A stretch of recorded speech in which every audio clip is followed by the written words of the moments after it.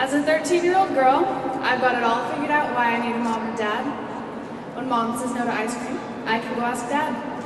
And when I want to invite boys over, dad says no, so I go ask mom.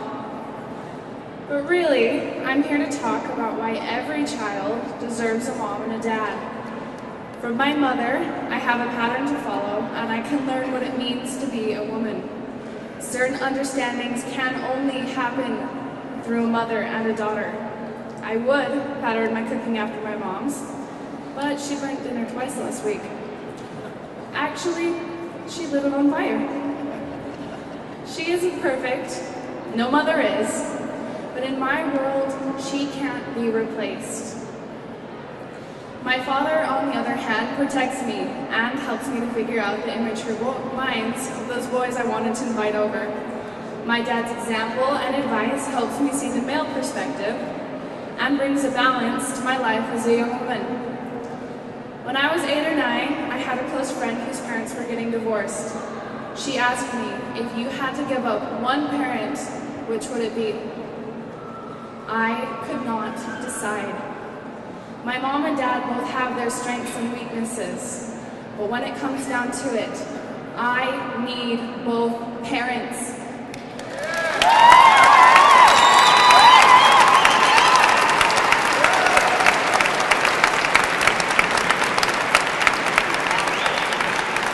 As a 13-year-old, it's kind of funny to watch adults fight about this issue.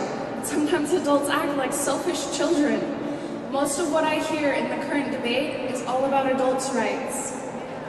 I've noticed that children's rights are often ignored. Children cannot defend themselves, so shouldn't they be the main focus in this debate? When we favor the wants of consenting adults over the needs of children who cannot consent, something is very wrong.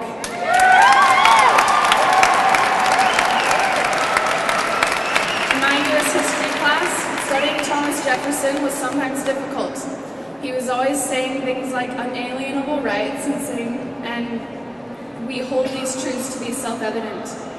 It took me a couple of tries, but I think I understand it now. Here's why. On the day I was born, I automatically had a relationship with my mother and with my father. I've heard that my mom was exhausted, but she still insisted on holding me close. My dad was bouncing off the walls, calling everyone to tell him the good news. All this, and they'd only seen me for a matter of seconds. That's the power of a biological bond. That's what self-evident means.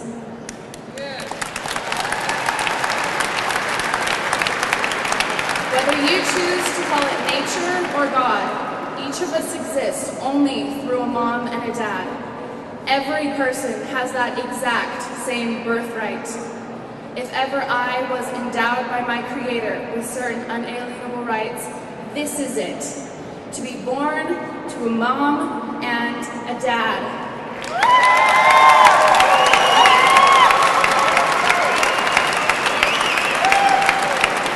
You might ask why? Because it is impossible to be born any other way. Traditional marriage is designed to protect this unalienable right given by our Creator. When we redefine marriage, we begin to fight against the unalienable rights of children. Tonight, I am here to represent children, and I would like to say one more thing in our behalf. We hold these truths to be self-evident. It takes a mom and a dad to create a child, so it takes a mom and a dad to raise one. Thank you.